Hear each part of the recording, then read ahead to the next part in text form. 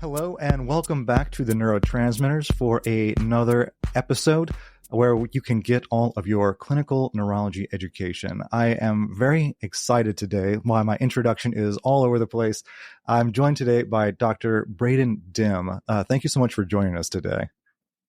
Thank you for having me. I'm excited to be here. So, is it all right if I call you Braydon for this episode? Yes, of course. So you've been so kind to volunteer your time and come on and talk with us about a very hot topic in kind of the world at large, but in medicine specifically, and even more specifically in neurology, and that is artificial intelligence. So just give us a little bit of your background and kind of how you became a bit involved with AI in medicine. Yeah, absolutely. So I don't have much of a technical background myself. I'm actually a traditional pathway to becoming a doctor. In undergrad, I majored in biochemistry, and then in medical school, and then I went to residency in neurology at the University of Michigan. And I've always been more technical. And so in my residency, as part of my senior year, I was elected to be the technology czar. So I was always helping out my attendings with their grand rounds PowerPoints. And then I went to fellowship. I got my stroke fellowship, and then now I'm a neurohospitalist. And I have a very keen interest in AI in medicine and AI in neurology. And I like promoting it. I like making people aware of it. I like to consider myself, very interested in the intersection of AI, neurology, and education. Awesome. No, that sounds very, very interesting. So I guess, I have a very marginal computer science background. I fiddled around with some programming back in high school, but I haven't really touched it much since then, which I guess is going on 20 years now. But for those who may be less familiar, when someone says AI or artificial intelligence, what do they generally mean by that? Sure. So right now it seems kind of like a buzzword, and it's not really clear what we mean. But when people talk about AI, they're often referring to a range of technologies, from simple automated systems to the complex learning algorithms. Google Health Technology researchers, they actually recently published an overview of this in JAMA, covering the three eras of AI. The first era has existed since the 1950s, AI 1.0. And that's more symbolic AI and probabilistic models that translate human knowledge into computational rules. In healthcare, this is used in our rule-based clinical decision support tools and all of those annoying EMR pop-ups. In the 21st century, we moved into the AI 2.0 era. This is the machine learning techniques known as deep learning, and those took center stage.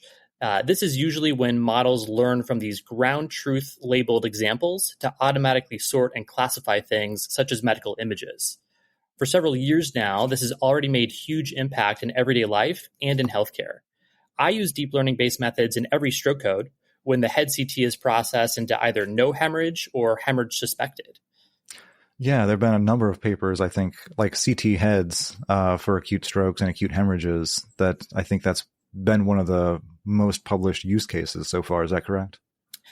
That is definitely one of the most popular use cases. They also have just published a study on LVO detection. So in stroke codes, you're looking for the large vessel occlusion that would make you candidate for thrombectomy.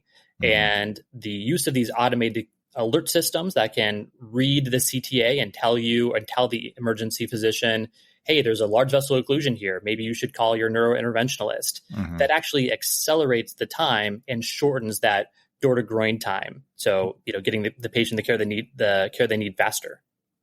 Gotcha. Excellent. So you said that was the second stage. Right. So the new exciting emerging era, AI 3.0, introduces us to the foundational models and generative AI. This is more than just a buzzword. I really believe these new technologies carry transformative potential, but also new challenges, such as the propensity for hallucinations or generating plausible but incorrect information. I would have preferred the word confabulation as more neurologically accurate. Yes. But AI researchers have already run away with the term hallucinations in the literature, so it's already gone there. Right. It's got a little bit more hold on the public language than confabulation does, most likely. Right. So these models really stand out for their general abilities, handling various tasks without the need for retraining on new data sets. They can adapt their behavior based on simple text instructions, which means that instructing them to write this note for a specialist consultant versus write this prior authorization for insurance approval allows the model to respond competently really to any request. Yeah, it's very, very fascinating. And I know for a lot of people in healthcare who may be listening, I think I might have seen you post this just recently, or maybe somebody else on Twitter/X, talking about ambient AI doing just that with note generation, which I've played around with a little bit in kind of a beta format, and it is quite time saving. Yeah. So for the last, 10 or 15 years, we've had these rudimentary text or speech to text models. And it's really often parodied as a source of major frustration, which is, you try to say something and then it'll misinterpret you. And it's just really not working. But, they've actually been working on it for the last 10 years. And so now I think that the technology has gotten good enough to really be in the prime time and to save you time rather than, trying to work with it and going back and edit all of the mistakes that it made. My program director, Zach London, he loves to point out the dictation errors, which can sometimes be really funny. And I saw he actually has a board game out now called Dictation Errors. Yep, exactly. Yes. Yeah, I haven't had a chance to play it, but that looks really fun. It does. It does. So, so yeah, it seems like AI, especially anyone who's been online any time in the last year and a half, it's like all of these different software platforms are like now. It's like now with AI. It's like the low fat craze of the early 90s come again, but with AI. So you see all this integration. I mean, even the platform that we're currently recording this podcast on has quote unquote AI integrations. And to your point, it does do that speech to text. Like all the transcripts for the show are primarily AI generated. And then we go back because it will misspell like people's names or certain technical terms because it's more of it is not a specialized AI. So I was hoping you could just speak a little bit to, we hear a lot about like general AI versus kind of more specific use cases. And what's the difference between that? Yeah, sure. So the term general AI sometimes gets referred to as artificial general intelligence. This is a hypothetical advance in the future that could understand, learn, and apply its intelligence broadly, kind of like a human. But we're really not there yet. Even the best models have severe limitations. One of those in the context of generative AI is this, every time you use it, it has to reset its memory. And so, it really doesn't learn over time, as you teach it and get it to do things. So what we have now are various forms of narrow AI or selective AI, which are kind of specialized in these particular tasks, like language processing for our notes and the rudimentary image recognition. Gotcha. Now, I know one of the things that we see is they talk about training these different selective AI cases on data sets. And how does that relate to kind of past, like deep learning? I know my brother's a CSE, a computer science engineer guy, and he has studied deep learning, and I have very limited understanding of it. That versus, say, neural networks versus like kind of the new hotness that we keep seeing is these large language models or LLMs. How are these all related to one another, or are they related at all? Yeah, that's a great question. So as a neurologist, I have a particular interest in these neural networks, right? So neural networks, they really are the foundational technology for many types of AI, including those new large language models or LLMs that are leading the generative AI hype wave that we really can't get away from. So neural networks were inspired by the structure of the brain and consist of layers of interconnected nodes that process data in a way that are somewhat akin to our neurons. Of course, actual neurons are orders of magnitude more complex, and these AI neural networks are really just doing fancy linear algebra with matrix multiplications of a ridiculous amount of numbers. LLMs are a specific type of neural network designed to read and generate human speech and human language. It goes from input to output by analyzing the input text, finding patterns and associations based on the training, and then generating a response that aligns with those patterns. Now, one of the criticisms that I've read about with respect to AI in general, but specifically with use cases in medicine, is that once you kind of go below that surface level input, we don't really know what's going on there.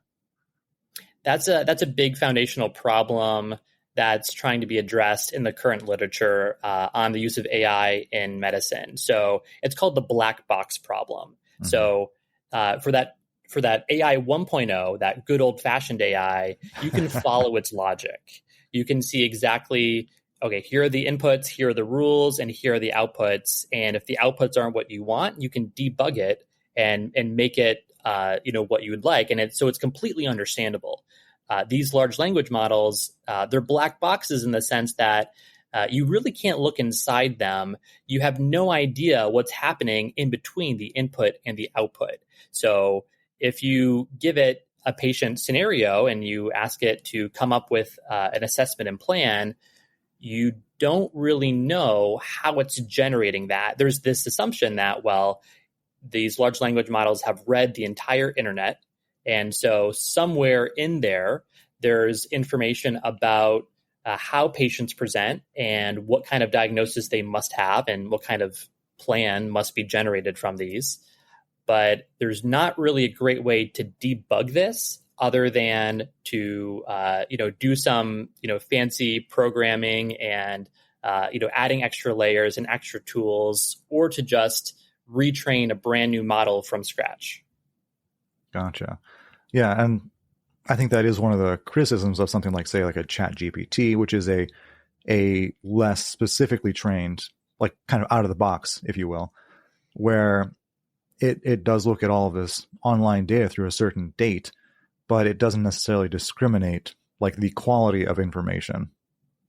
Right, exactly. And so that's one thing that we're trying to innovate upon. So if you could imagine, every website, every article, every book, it is being funneled into this AI, and then is being treated as equal. That's not necessarily the best way that you want your doctor to know what's going on, because there are certain text and certain information that should be more highly valued than others, right? We all know that various things on the internet are not that trustworthy. Right. So one thing that people are trying to do are to take these, what they're called foundational models. So these are the models that are, very general. They've have this, broad, training on all sorts of text, and then doing this fine tuning process just on medical information or just on patient interactions to really get it to be more specific to those use cases. Gotcha. And, I know we talked a little bit about specific use cases for, say, like radiology. I know I've played around with like Chat GPT, feeding in, say, like some standard clinical vignettes. Like I gave it a case vignette, and again, this was probably about 4 or 5 months ago, for like a classic Guillain-Barré case, right? Someone comes in with kind of subacute ascending weakness and numbness with reduced reflexes, blah, blah, blah. And, it gives you like it pops out a differential for you. And, GBS was on the differential, but it also included other things like multiple sclerosis or some other things that didn't really that most neurologists wouldn't see as very likely. So it didn't, and I think it put GBS at like 3 or 4 on its differential. So I'm sure as these different models become more and more selective, we'll probably continue to see this iterative improvement. But I don't know, in your experience, I'm sure you've been experimenting with these tools as well. What are your thoughts as far as kind of using these to, let's say, supplement someone's diagnostic process? Yeah, absolutely. So I've I've actually used this for my residents. I'm in a program in Charleston, West Virginia, where we have a residency program, and our junior residents, I'm trying to teach them, the value of a differential diagnosis, right? Mm. So too often they might anchor on the very first thing that comes to mind. Oh, this is a stroke. Oh, this could be a seizure. But we really should be thinking more broadly than that, and trying to come up with the possibility of, oh, well, what if that was a coincidence, right? Or what if they have a rare condition that's not the first thing that always comes up. Right. And so I've actually used this in a lecture where I will say, okay, well, here's a standard case. Try to come up with a differential. And then so, our residents will come up with 2 or 3 things, and then I'll plug it into the, differential diagnosis generator, and then it'll come up with 6 or 7 things. And so I think that this is actually really valuable as an educational tool. So that way I can show that, hey, there's really a lot more to think about.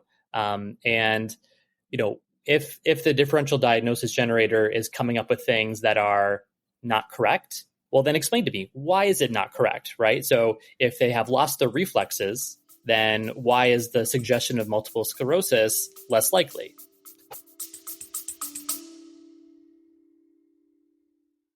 OMG is your source for engaging, relevant, evidence-based medical information.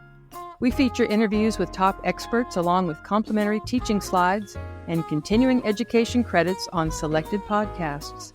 At onmedicalgrounds.com and on our OMG app, we provide perks to all posted podcasts by linking content so you can drink in more if you so choose. Please be sure to click the subscribe button to be alerted when we post new content, or download our app to get all of our podcasts, slides, and continuing education credits in one convenient location. Right. Yeah, and it is interesting. Because I remember, I don't know if you listen to Bedside Rounds podcast as well, but he does a lot of work there with talking about AI, and I think they had published a paper in NEJM about a specific trained case where they trained it off all the past New England Journal cases, and it was performing like nearly as well, or maybe even slightly better than most of the experienced internists, like on these case reviews. So it is one of those things where you do wonder, like, yes, it's a good training tool, but at what point do we, like, the implications of this, where, like, we think about for instance, you mentioned the electronic medical record pop-up boxes for, like, safety protocols. When are we going to have to worry about, like, well, the AI is suggesting this diagnosis that I don't think is likely. Am I going to have to click, it's like insufficient evidence or benefit outweighs risk on these pop-up boxes going forward as well? I think that has some interesting implications as far as that piece, but I was wondering if you had any thoughts on that. Yeah, so this is something that's been looked at as far as, where is the liability for doctors with using these new tools, right? So there was a 2x2 graph of the tool being more accurate, the tool being less accurate, and then the doctor being correct, and then the doctor being incorrect. And where does the liability fall in each of these situations, right? So of course, if the tool is not really that great and it's less accurate, and the doctor makes a good decision, then the patient's happy and everyone's happy because we ignored the incorrect tool. But if we start getting to the point where these tools are showing really high reliability, and the tool suggests something and then the doctor ignores it, then at what point could the patient turn around and say, hey, my doctor is ignoring the AI. It's ignoring the best evidence that we have available. How is that good patient care? So that's something that, we're going to have to really take a critical look at. And when is that going to come up? when would the first doctor be sued for ignoring the AI recommendation? I don't know. Yeah, yeah, it's very intriguing kind of social question. Um, and it kind of makes me think a little bit to your earlier mention of using it as a training tool. You know, I see all the memes on time. You know, it's like, oh, our I think we're of a similar age, where back in middle school, you know, your math teacher would tell you you're not always going to have a calculator in your pocket to do like, you know, long division or something like that. And you know, we're now getting to the point, and we look at a lot of the way that we are trained is there's a lot of memorization of large amounts of information, both in, you know, undergraduate as well as graduate medical education. Like for instance, I'm reading through a lot of things about different spinal cord disorders right now and specific genetic mutations, and it's like I've never seen one of these cases in my career, and it's not something, as you said, that readily comes to mind. So, or we think back, say, like the couple dozen different types of Charcot-Marie tooth disease that exist out there, right? The majority of us, even as specialists in neurology, could not probably differentiate between these, maybe beyond the first three or four different types, uh, clinically, at least not without a bit of digging and research. So, what will be the utility of memorizing all this information? Would trainees' time be spent more effectively on other tasks? I don't know. Is that a conversation that's come up in your investigation so far? Not quite as much, right? I mean, but that question is not new, right? Because we have the internet.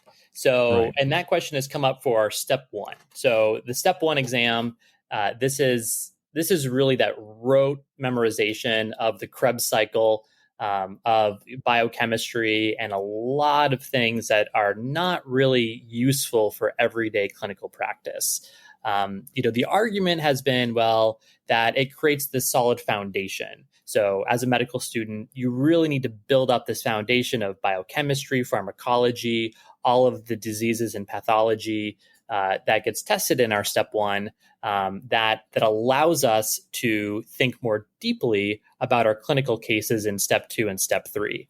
And so, right, are we always going to have a calculator on us? In the setting of our clinical work, actually, yes, we do have our smartphones now, and our smartphones have calculators on them. So we actually do have access to a calculator at all times, and in addition, we pretty much have access to the internet at all times. I mean, I can't remember the last time that in my clinical work that the internet has completely gone out. Even if there's a Wi-Fi problem, you still have access to LTE, and you can access with your phone.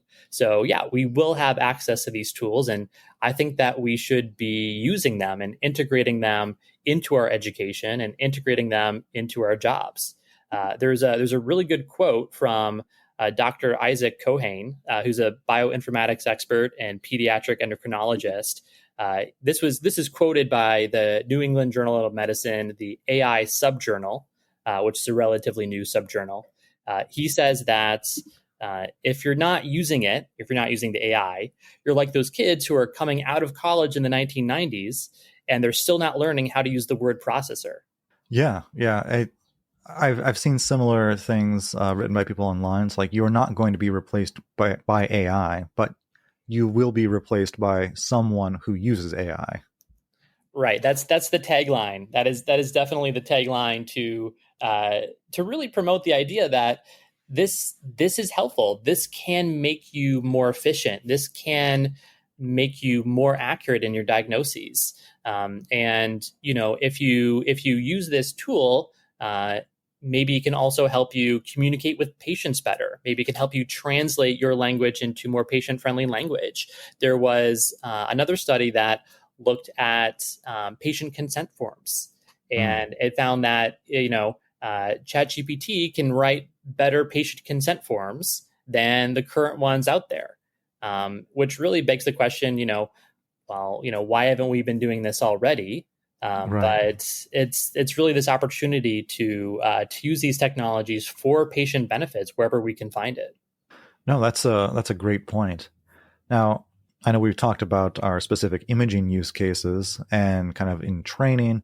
Um, in what ways do you find that you're kind of integrating it more into your actual clinical practice these days? Like, are you like with challenging cases, are you kind of plugging the vignette into like, are you training up your own models, or how are you integrating it into your workflow?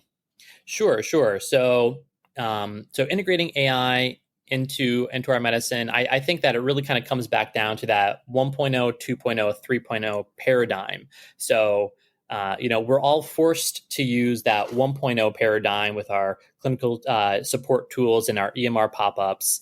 And then, I've been really, impressed with some of the 2.0 developments. So, like I've already mentioned, these non-contrast head CT scans can reliably, but not totally perfectly, be sorted into hemorrhage versus no hemorrhage. EKGs have already gotten to a point where it's relatively useful for a preliminary read, although you'll want to confirm with a cardiologist before diagnosing somebody with new onset atrial fibrillation. And then EEG has proven extremely difficult. When I was in residency, it was near useless in identifying spikes or seizures on our long-term EEGs. Yeah. But there's maybe a hint of promise here. Last year, I did see a study that, and this was in JAMA Neurology from researchers in Norway, and they claim to achieve human expert level performance in fully automated interpretation of routine EEGs. Yes, that was an interesting study, right? For those who know, right, the signal to noise ratio in EEG is very poor. But yeah, they were able to categorize. I think that was by Sandor Beniski's group, and he's been big into the AI development for EEG for quite some time. And they were able to categorize it into abnormal epileptiform, abnormal non-epileptiform. And then like I think focal versus general as well. Right. Don't quote me on that, general public, but yeah, it is quite fascinating. And then you kind of like you are able to use it as a screening tool. And yeah, the quantitative EEG has been something that's been going on for quite some time, and that's been showing continued iteration.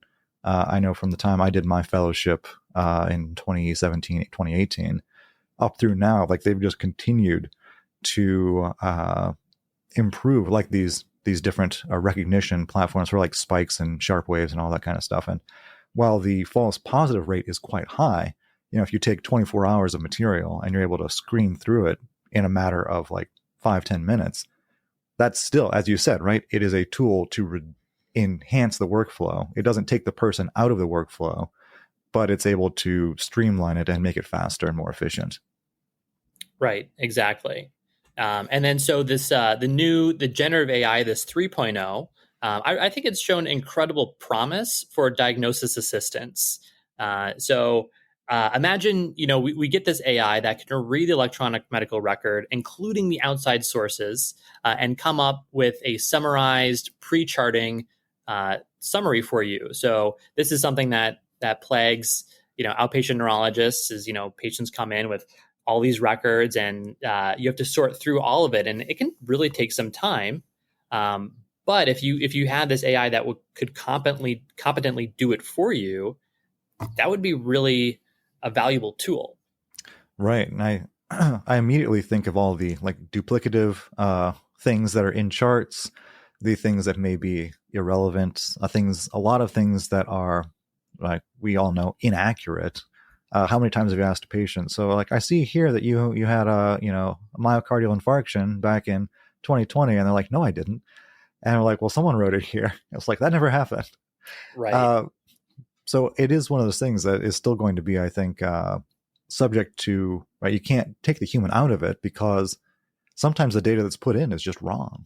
Yep, and that's the rule: garbage in, garbage out. And Right. so, if we can try to, distinguish what is the real true information here, and in order to trust these systems, you'd want to know, okay, well, where is this information coming from, right? Mhm. So if you could see it, well, okay, well, this this summary came from this outpatient note, and you could reference that outpatient note to confirm, then that's how the trust in these systems would go up. Because I think the trust in these systems is still not quite there yet, and for good reason, right? They still suffer from a few different issues, like that hallucination issue that you really kind of have to raise your eyebrow and say, I'm not really sure if I want to cede all of the decision-making power just yet. Right. I kind of think of that one clip from Idiocracy where you like step onto a platform and a bunch of lights flash and they tell you the diagnosis, right? Oh yeah, that'd be really fantastic. I think that they're trying to make these like little mall kiosks where you go in and it scans you, and then you come out with you're more healthy now. Right. Yeah, and it is kind of interesting. I tend to be I don't want to say pessimist, but let's say skeptic by nature. But with recent things that are, whenever you see like kind of no hate necessarily, but like the quote unquote tech bros, where they start pushing into the healthcare space, and you do see sometimes some of these developments proceeding without, let's just say, less concern for some of the ethical considerations. Like an example being kind of the full body MRIs that have been kind of in the news for the last couple of years. When we talk about like, incidentalomas, right? Incidental findings that, perhaps they prompt further workup down these different pathways, biopsies, procedures that have risks of complications, et cetera, et cetera. How do you think something like that, like kind of this free and open access to non-invasive diagnostics could pair with something like AI in terms of like risk stratification to say like, oh, we shouldn't touch that, or this has more aggressive features or things of that nature? Sure. So I think that so for on that topic of these, full body MRIs, this is this sounds, I completely agree with you, right? It sounds really awesome, right? It sounds like that would be the perfect tool to check your entire body out and tell you and catch anything at the earliest stages. Unfortunately, we're not quite there yet. And you mentioned the incidentalomas, and the fact of the matter is that the vast majority of the population is actually fairly healthy, and they don't have these cancers, right? And so the proportion of people who are going to be really stressed out and really fearful that their health is in critical danger because an automated report said that there's a mass somewhere, right? The value of that system, it does not meet it. It does not justify all of this stress and all of these problems and all of the cost of this system. I trust our current guidelines and to the age-based and risk score-based screening guidelines. That's exactly where we are. That's validated, and those are looking at cost-based support population studies, right? So maybe we could get to the point where these incidentalomas have certain signatures that are picked up by future AI, that you wouldn't have to worry about them. They'd be correctly called as benign beforehand, right? But we're definitely not there yet. Yeah. And that's the thing, right? We just don't have the data sets to accurately identify these things without, sticking a needle into it and taking a piece of tissue. Exactly. So something I just saw in the news earlier this week, and I think probably a lot of people did. We're recording this in the first week of February. But there was a tweet from Elon Musk talking about the first Neuralink implant. So what are your thoughts about implantable hardware, AI integration, all that kind of dystopian nightmare stuff? So I'm a little conflicted, because on the one hand, I'm really excited about the progress of technology and, developing things that help patients and help people. But I think that the hype with this sort of thing is way out of control.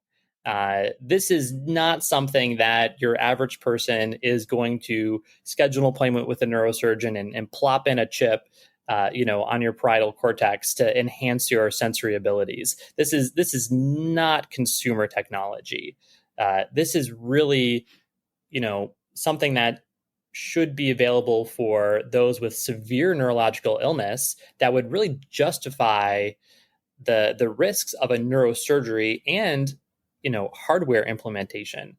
Mm-hmm. So I think, and this is not the first time. Elon Musk is not the first person to invent hardware that interfaces with the human brain. Right, it's a whole field of brain computer interface. So I think that I'm excited for the development of it, but the hype is way out of control.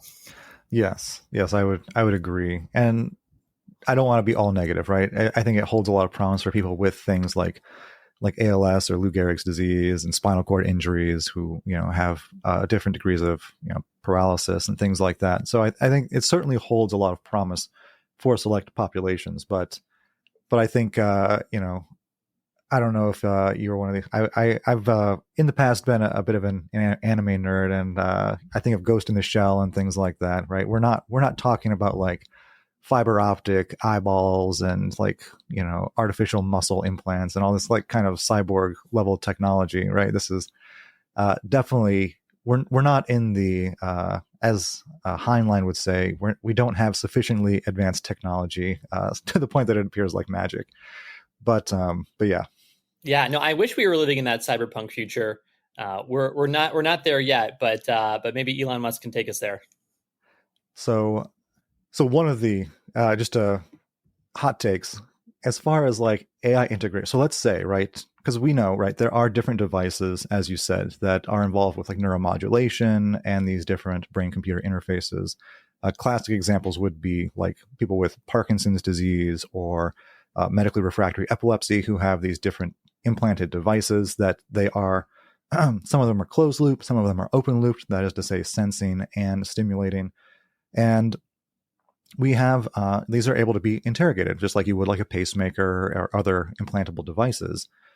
They're not necessarily on Wi-Fi, but that's the thing, right? Any device that exists that has an open connection to it could theoretically be hacked. So if we start putting in these devices that, as you said, might affect sensory perception or motor control, and someone hacks into it and turns it off or changes it, I think that has some pretty big societal implications, especially if we see, let's say 20 years from now, widespread adaptation of these things. Yeah, absolutely. That's a major risk. And I've actually heard about that for those with diabetes who have these closed loop insulin delivery systems, right? So if you can imagine, the worst case scenario would be somebody, on their phone using Bluetooth to hack into the insulin delivery system and, inject all of the insulin available, putting that patient into a hypoglycemic episode that could potentially be deadly, right? That's not the cyberpunk future. That's here and now. That's a real risk. It sounds like a great episode of CSI. But where do you see, in the more immediate, non-dystopian future, where do you see AI being taken, and how do you think that people can best prepare for it and kind of make sure that they don't get left behind like our forefathers in the word processor era? Sure. So I think that, paying attention and taking a look at what's out there and what's being offered and not being shy to try things out, I think that that's the best way to really stay up to date and to follow these people on and in the latest literature on this, right? So New England Journal of Medicine has their own AI subjournal that you can follow.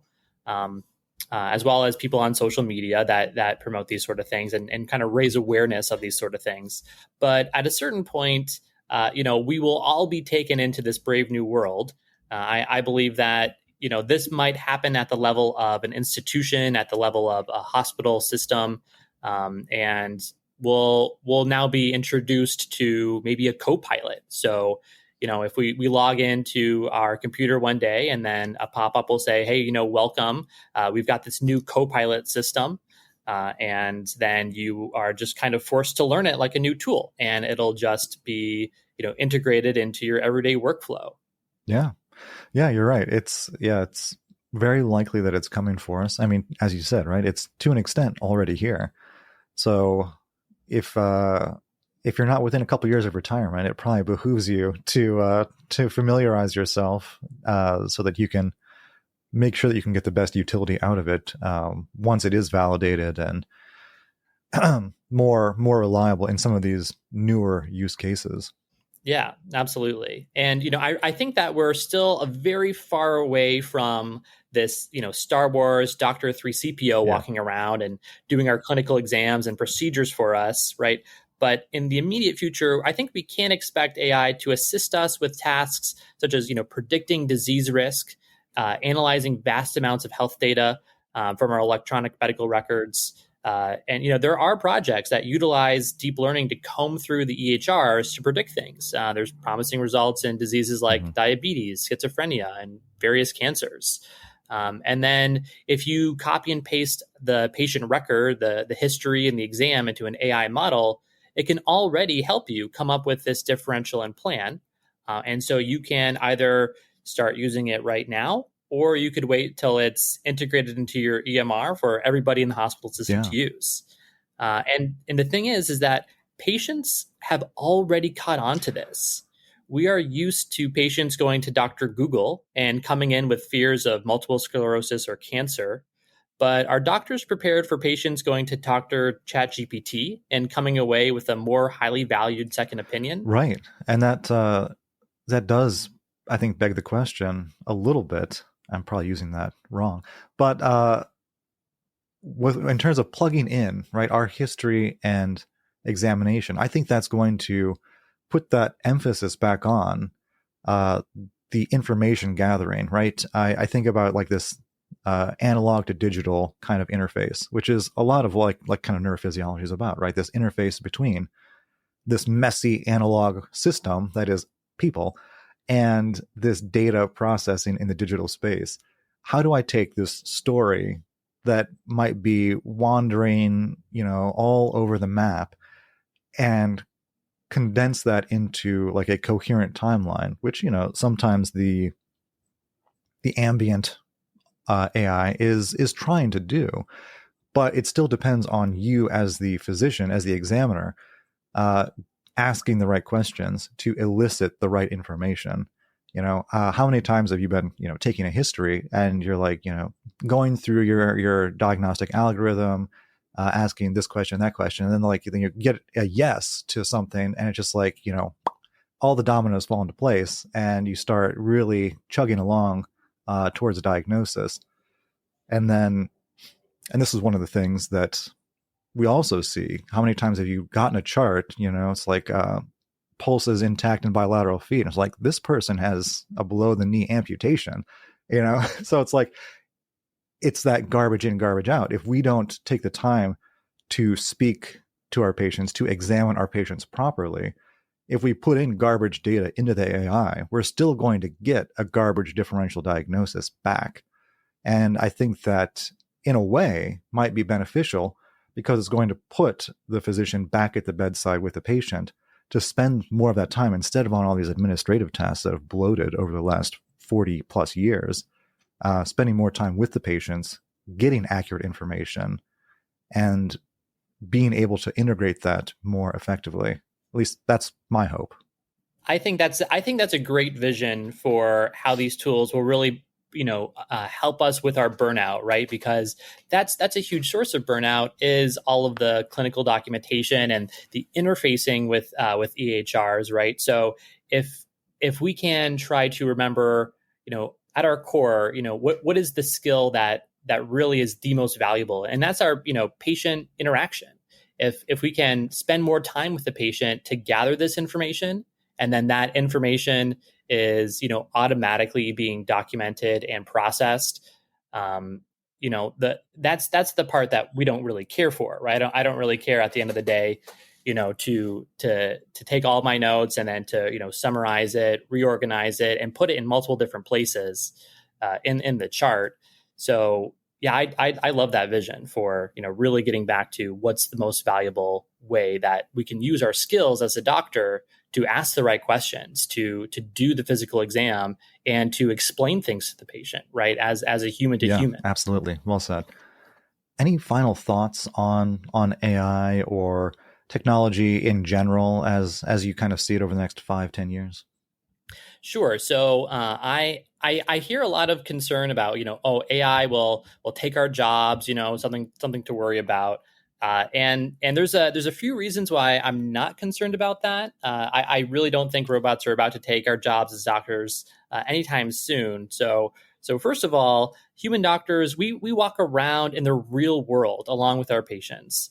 RoboDoc is not about to whip out the reflex hammer and do formal strength testing. Robotics is extremely challenging, and nobody has any idea when we might make those breakthroughs. And second, there's been a growing doctor shortage as the population grows, but the pipeline for new doctors has remained stagnant. These technologies promise to make our system more efficient so more patients can get the care they need. And then third, I think that for regulatory reasons, there will always need to be a human in the loop, right? So is the DEA really going to hand out licenses to software to allow automated prescribing of morphine or lorazepam? I just don't see that happening. That would definitely be a Brave New World sort of situation right there. And I mean that in the classic sense of the novel. Where can people, so, we met on Twitter. Where can people find you online? What should they reach out to ask you about? Yeah, absolutely. So I'm on X now, formerly Twitter, and my handle is luckily enough I got my name just as it is. It's at Braydon Dymm, which I'm sure will be spelled out on the intro to the podcast. So you can find me there. I like to tweet a lot about AI and medicine and neurology and education. So I've done a collaboration with MedEd models on the use of AI for the everyday clinician and in medical education. We've shared prompting strategies for the best results for various use cases. Those range from generating multiple choice questions, feedback planning, and then when not to use it, such as when writing a letter of recommendation. Excellent. And I think you have some upcoming speaking engagements as well. That's right. So I will be, this will come out after, but I will have been at the International Stroke Conference. I'll be a social and media ambassador there. And then I will be at the AAN annual meeting in April, where I will be at a panel bright and early at 7 a.m. on Wednesday morning, where we will be talking about AI for neurologists. Excellent. Yeah, I know last year the AI panel was standing room only. So even though the early hour is there, I fully expect there to be a lot of buzz about it. That's exciting. Well, this will be my first time being there as an attending and my first time being there as a presenter rather than just an abstract. So that's awesome. I'm very excited. That's great to hear. And you can find me also on X, formerly Twitter, at drkentris, Kentris. And you can also check out our website, theneurotransmitters.com, for more neurology education materials. Braydon Dymm, thank you again so much for joining us today. I really appreciate you taking the time. I feel like I learned a lot today.